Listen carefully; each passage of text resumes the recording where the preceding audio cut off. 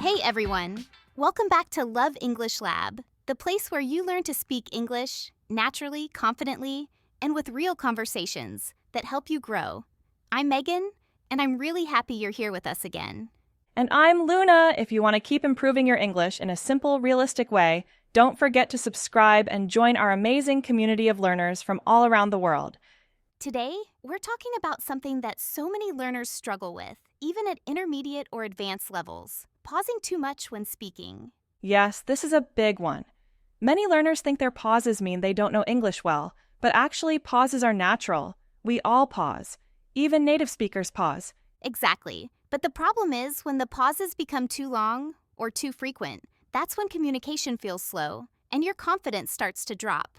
Right, and sometimes learners pause because they're translating in their head, or they're afraid of making a mistake, or they're searching for a perfect word. Yes, and trying to sound perfect actually makes your English less natural because natural English isn't perfect. It flows, and flow comes from comfort, not perfection. That's such an important idea. When you let go of the pressure to speak perfectly, your brain relaxes, and your words come more easily. And that's exactly what we want to work on today. Not eliminating pauses, but creating a smooth rhythm when you speak. Yes? A rhythm where you feel in control, where your pauses feel natural, not stressful. And the good news is, there are simple tricks that can make a huge difference. Tricks that native speakers use all the time without even thinking about them. Yes, little things like using connecting phrases, or keeping your thoughts moving forward, or even using your voice in a relaxed way. Exactly. And you don't need fancy vocabulary to sound smooth. You just need techniques that help your ideas come out naturally. And I think the most powerful thing about this topic is that it helps you feel more confident immediately. When your English flows, you don't feel stuck. You don't feel tense. You feel like you're having a real conversation. Yes, you feel connected, not trapped in your thoughts. And that changes everything. It improves your confidence, your pronunciation, your listening, your conversation skills, everything. And that's what we're focusing on in this episode: how to stop pausing so much by using the same strategies native speakers use every day. And we're going to do it in a natural way, with examples that feel real, not like a grammar lesson. So if you've ever felt frustrated because your English comes out slow or broken or full of long gaps, you're in the right place. Yes, you are absolutely not alone. Every learner goes through this stage. And by the end of this episode, you'll have tools you can use immediately. Tools that will help your English flow the way you want it to. So, are you ready to speak with more confidence and less hesitation? Let's get into it.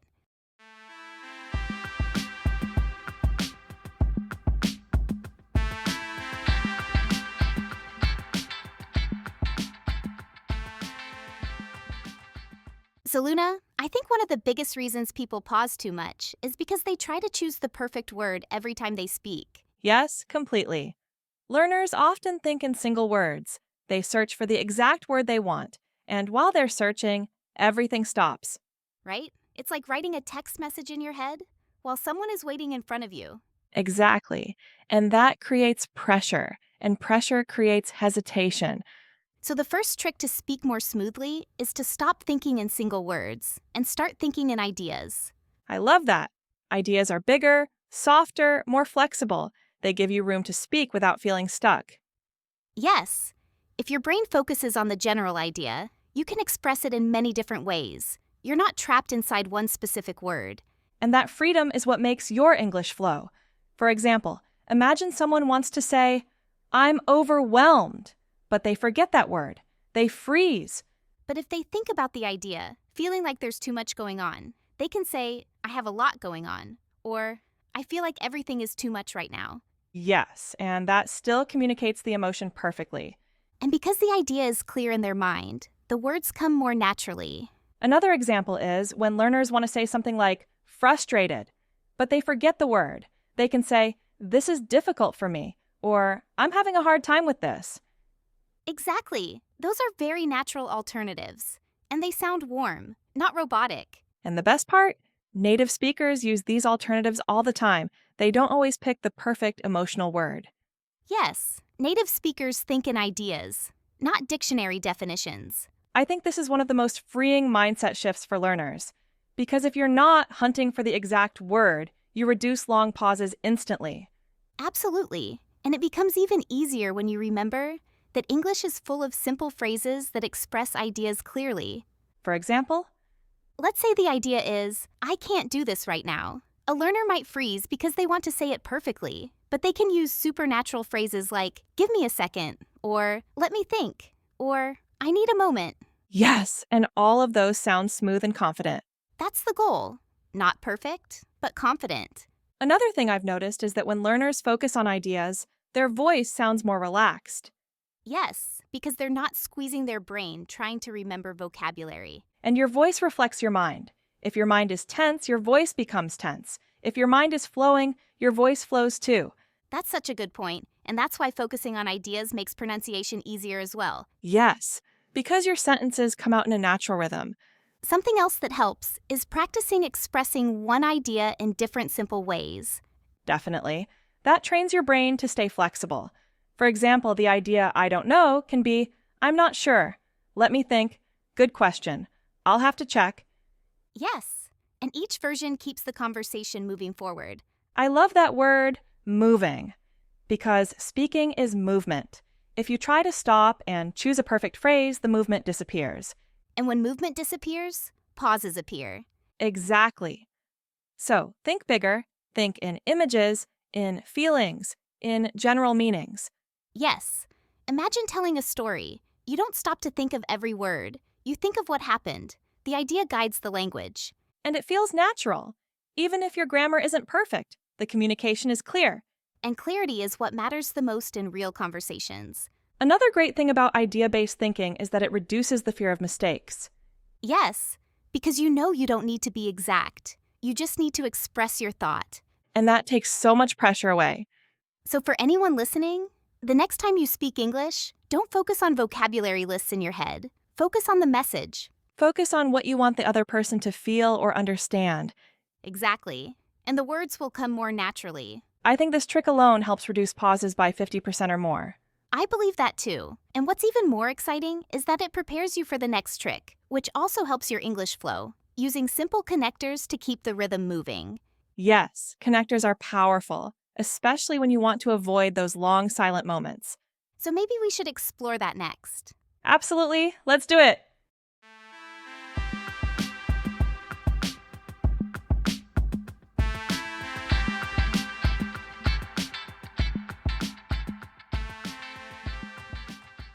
So, Megan, in Chapter 1, we talked about thinking in ideas instead of single words. Now, I think we should move to something that makes an immediate difference in fluency. Yes, connectors. They're small, but they're powerful. And the nice thing is that you don't need complicated ones. The simplest ones work best. Exactly. Learners sometimes think they need academic connectors like moreover or furthermore. But in real conversations, those sound too formal. Yes, they sound like an essay, not a person. And when you sound like you're giving a speech, your brain works harder, and you pause more. True. But when you use simple connectors, the conversation feels relaxed and natural. And the words come out more easily because you're giving your brain a small push. Yes, a little bridge between your sentences. One of the most useful ones is so. It's short, friendly, and native speakers use it constantly. All the time. So keeps the thought moving. For example, so I was thinking, or so the problem is. It's like telling your brain, okay, keep going. Exactly. It creates momentum, and momentum reduces pauses. Another very natural one is well. People use it when they need a second to think, but they don't want silence. Yes. Well is like taking a small breath while still staying in the conversation. Well, I guess. Or, well, I'm not sure. It buys you time. It does. And the best part is that it sounds natural, not nervous. Native speakers use it constantly. Another simple one is, it doesn't mean the person actually knows. It's just a soft way to keep talking. Yes, and it feels friendly. I was tired, because I slept late. It connects two ideas without pressure. And even phrases like, I mean, help a lot. Not for correcting yourself, but for giving your brain a second to catch up.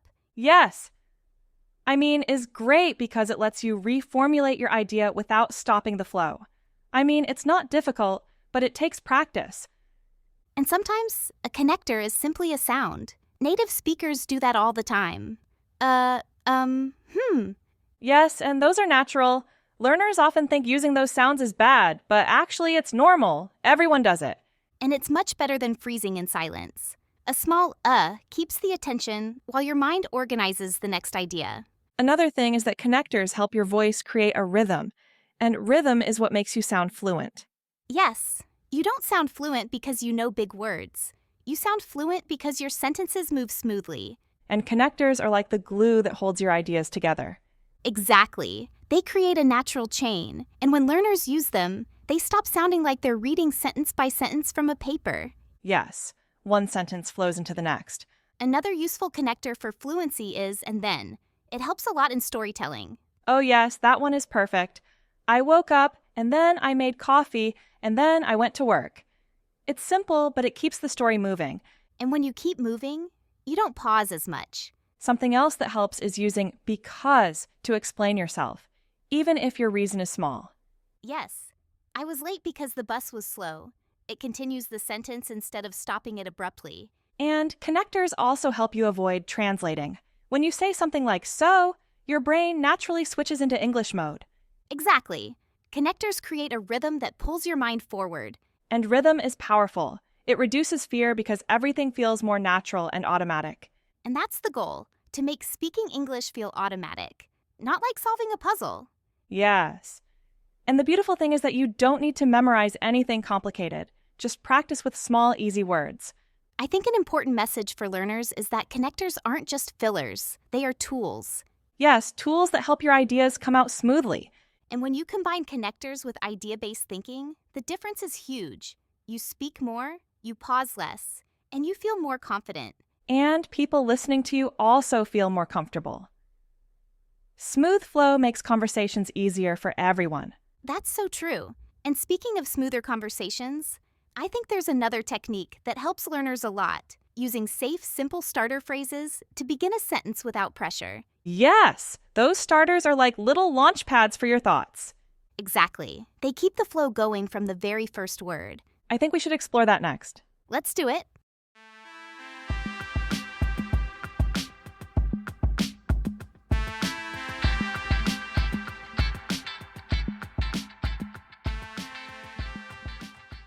So Luna, now that we've talked about thinking in ideas and using simple connectors, I think this next trick is one of the most powerful ones. Yes, because it helps you start speaking without freezing. And that's where most learners get stuck, at the very beginning of the sentence. Exactly. It's like the moment before jumping into a pool. You know the water is fine, but your brain hesitates. Right. And native speakers avoid that hesitation because they have these little phrases that help them start talking immediately. Yes, I call them launch pads. They give your brain a soft landing so the words can flow. And the best part is that they're simple. You don't need fancy expressions, just natural ones that people use every day. One of the easiest is, it's perfect for starting or adjusting your idea. For example, it's not too difficult. Or, I think it depends. Yes. And you'll notice that when you start with, I mean, your voice naturally continues. You don't pause because the connector already created movement. Another great one is, well, it buys you a second to think and gives a friendly, soft beginning. Exactly. If someone asks you a question and you're not ready, well, gives you a micro break without silence. For example, well, I think we need more time. Or, well, maybe it's a good idea. And using well doesn't make you sound unsure. It makes you sound natural. Native speakers do it all the time. Another one I love is, it creates a soft entry into your idea. Yes, it's so natural. I feel like we should try something different. It gives the brain a comfortable rhythm. And it connects you with the listener, too. It feels like you're bringing them into your thought process. Another simple but powerful starter is so basically. That one helps summarize your idea before you actually say it. Yes, it's great for giving structure. So basically, I just want to learn faster. It creates clarity and flow at the same time. And something learners don't realize is that these starters reduce the pressure of finding the perfect first word. You already have something to say before the idea is fully formed. Exactly. It's like your mouth begins speaking while your brain is still organizing the main idea. And that's why pauses disappear. Another starter that works beautifully is, I guess. It makes your sentence softer and more natural. Yes, it's perfect when you want to express an opinion without sounding too direct. I guess it's going to rain, or I guess we should try again. And it also gives you that small moment to build the rest of the sentence in your mind. That's the magic of these starters. They're not only linguistic tools, they're psychological tools. Exactly. They reduce fear, reduce pressure, and give your brain a path to follow. Another one I hear constantly is, the thing is. This one helps when you want to explain something or give context. Yes, the thing is perfect. The thing is, I don't have enough time. Or, the thing is, it's harder than I expected. It sets up your explanation very smoothly. And because it sets up an explanation, your brain naturally continues without pausing. Another helpful one is honestly. It gives emotional direction to your sentence. Yes, and it helps you sound real and sincere. Honestly, I'm a bit tired today. Or honestly, I didn't understand the question. And the moment you say honestly, the flow begins. It's automatic. A lot of learners think they should avoid these starters because they think it makes their English less academic. But fluency is not academic. Fluency is communication. Exactly. And native speakers use these all the time. If you remove them, you don't sound more fluent. You sound more robotic. That's so true. Without starters, your sentences feel too direct, too mechanical. Starters give personality and rhythm. And the rhythm is what makes you sound fluent. Flow is rhythm. I think learners should practice these by repeating them alone, like short drills. Just saying, well, I mean, you know. The thing is, honestly, helps the mouth get used to the movement. Yes, and then inserting them into real sentences becomes automatic. It's like giving your brain a toolbox. And once you have the toolbox, speaking feels smoother, lighter, easier. That's the goal of everything we're teaching in this lesson, to make speaking feel natural, not stressful. And that brings us to something very important: how to keep the flow going when you forget a word. Oh yes, that moment can destroy fluency if you're not prepared. But there are tricks to keep speaking even when your vocabulary fails you. And I think that should be our next chapter. Absolutely, let's walk learners through how to stay fluent even when their mind goes blank.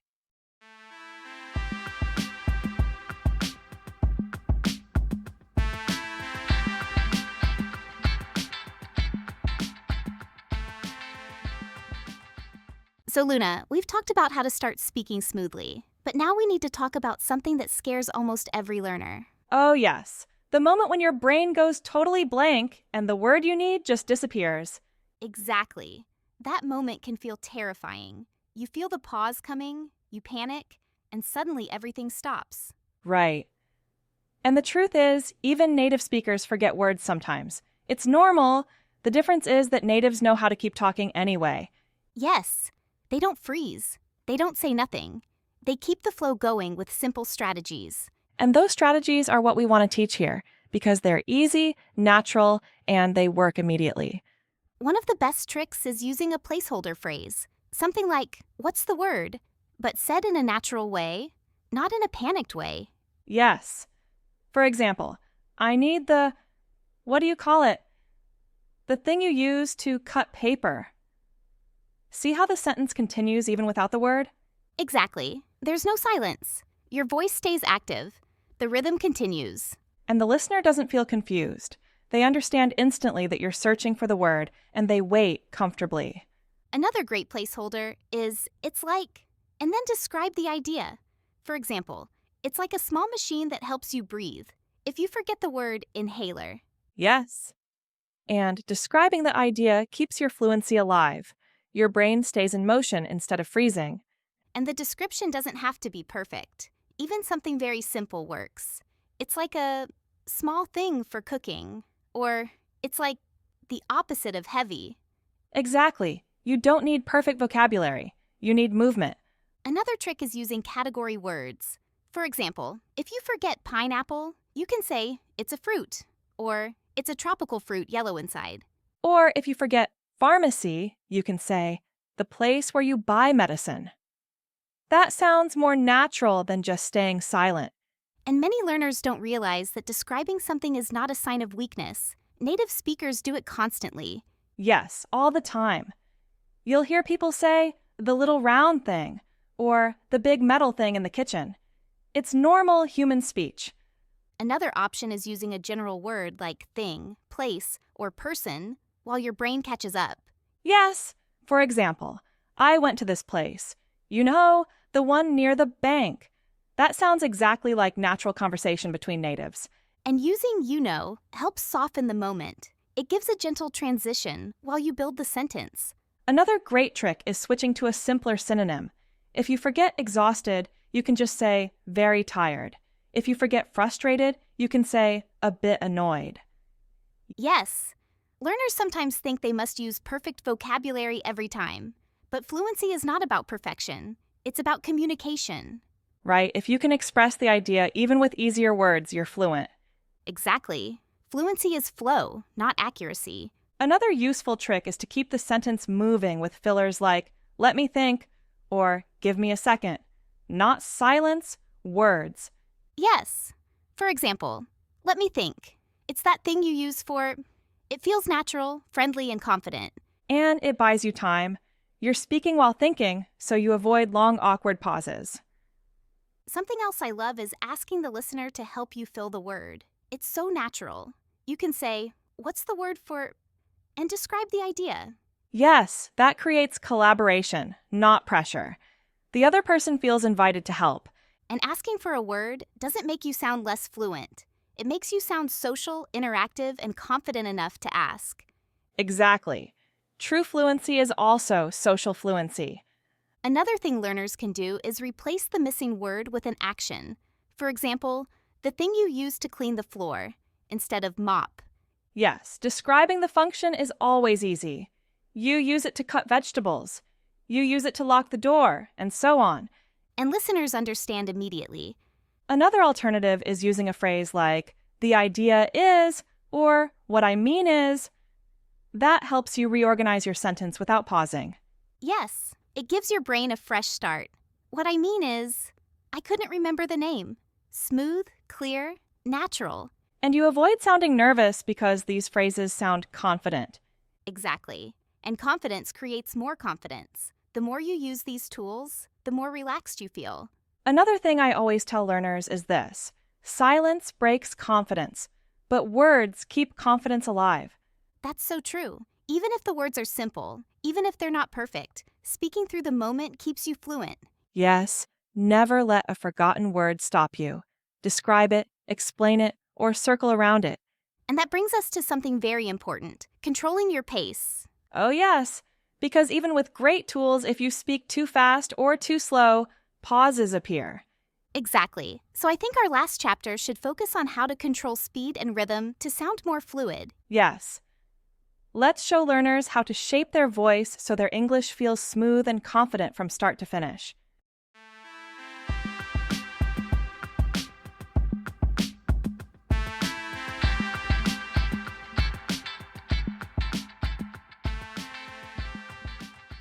So Luna, we've talked about so many tricks already, but now we need to cover something that can change everything instantly: your speed and rhythm when you speak.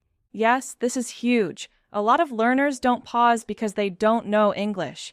They pause because they're speaking at the wrong speed for their brain. Exactly. If you speak too fast, your ideas can't keep up. If you speak too slow, your confidence drops and you overthink every sentence. Right. And both situations create pauses, long ones. The key is finding a natural middle speed. Not too fast, not too slow. And the funny thing is, native speakers aren't fast all the time. They change speed depending on the topic, the emotion, and the moment. Yes, they speed up when they talk about something exciting, and they slow down when they want to be clear. That variation makes speech natural. So one of the best ways to reduce pauses is to learn how to control your speed intentionally. Exactly. For example, instead of speaking fast from the beginning, you can try starting your sentence slowly, then increasing the speed a little once your brain warms up. Yes, something like, well, I think maybe the best option is, That smooth beginning gives you time to organize your idea. And once the idea is clear, you move forward with more confidence. That natural shift makes the sentence flow. Another trick is using short chunks instead of long sentences. Native speakers break ideas into pieces. Totally. They speak like this. So, the thing is, I wasn't sure, but then I realized it's actually pretty simple. Yes, those little breaks are natural pauses, but not empty ones. They keep the voice moving. Exactly. You don't stay silent. You pause with sound. Little sounds like so, well, or actually. Yes, these are called soft connectors, and they help your rhythm stay alive. And they also make your English sound friendly and native-like, because natives use them constantly. Another part of rhythm is stressing the right words. When you stress the important word, the sentence becomes easier to say and easier to follow. Right. For example, if you say, I didn't expect that, the stress on expect helps your voice find a natural rhythm. And stress reduces pauses because your voice moves toward the important part of the sentence automatically. Exactly. It gives your speech direction. Another powerful trick is breathing. Many learners run out of breath because they try to say long sentences without stopping. Yes, then they pause because they physically have no air left. Exactly. So if you want smooth English, take quick, small breaths in the middle of your sentence. Like, I think the best solution is to try again. Those micro breaths keep your voice stable. And it feels more natural. You don't force the sentence, you write it. Another great thing is giving yourself permission to slow down. Many learners rush because they think slow equals bad. But actually, slow equals clear, and clear sounds confident. Yes, you can slow down without sounding insecure. You just need to sound intentional. Exactly. Like, let me explain. Or, here's how I see it. When you use phrases like that, slowing down feels completely natural. And people listen more when you speak calmly. Fast speech can sound nervous. That's true. Calm speech sounds controlled and fluent. Another thing that helps with rhythm is ending your sentences cleanly. Many learners start strong but fade out at the end because they're uncertain. Yes, they say something like, I think maybe the meeting was, that fading increases pauses. The secret is finishing with a clear sound. Even a simple ending helps. That's it. That's why, or that's the point. Exactly. Ending with strength helps you start your next sentence smoothly. And rhythm isn't only about speed, it's also about melody, the rise and fall of your voice. Right. English has a natural musical pattern. When you follow it, your speech becomes easier to produce. For example, questions often rise at the end. Are you going? But statements fall, I'm going later.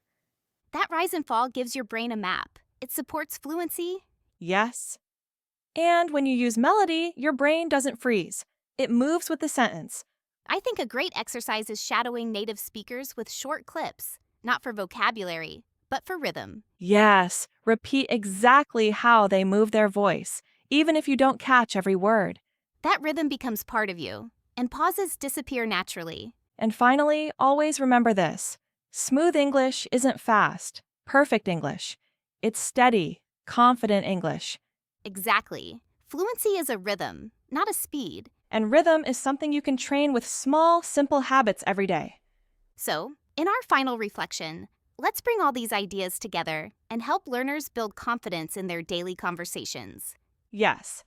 Let's show them how to use everything we talked about to speak with calm, real fluency.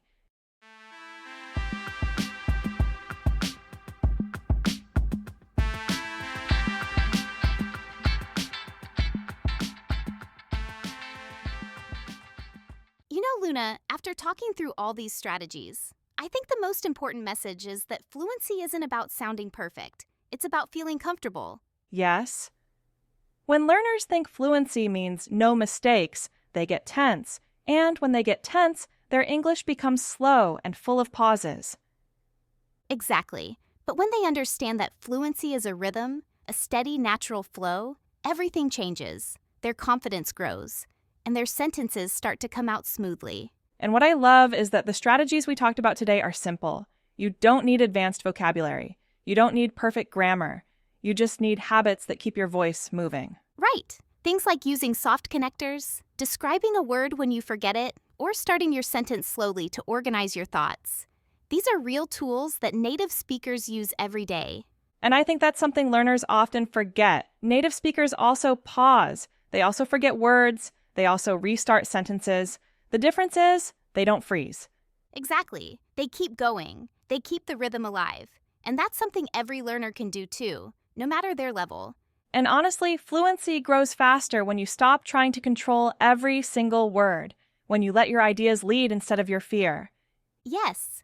When you trust your voice, your English becomes more natural. You start sounding like someone who's talking, not someone who's taking a test. And that's the moment when confidence appears, when English feels like part of you, not something separate that you have to fight with. I love that. And I think one of the most powerful lessons here is that pauses don't disappear by pushing harder or speaking faster. They disappear when you relax into the language. Yes, when you slow down a little, when you breathe, when you allow yourself to use simple words, when you accept that flow is more important than perfection. And the more you practice this, the less you pause. It becomes natural. Your brain learns to move forward in English without stopping. And conversations feel easier. You feel more free. You enjoy speaking instead of worrying about it. And that's what we want for every learner listening. We want them to feel free when they speak English, free to express their ideas, their opinions, their stories, without fear. Yes.